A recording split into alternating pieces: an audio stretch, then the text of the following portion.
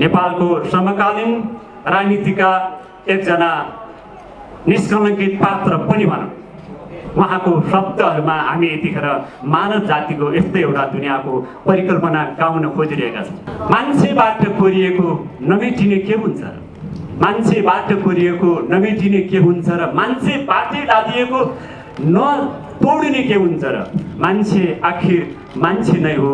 मुक्त संसार, मुक्त समान संसार हुँदा खुसी नहुने को हुन्छ र? एक जाति एक वर्ग भएको दिन यो संसार कति सौम्य होला, यो संसार कति सुन्दर होला, यो संसार कति मनमोहक होला।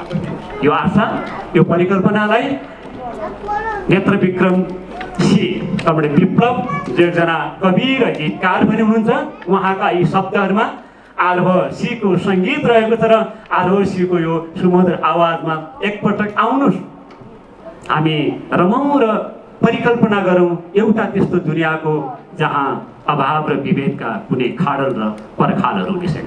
बाँकी आरोह सीको सुमधुर आवाज।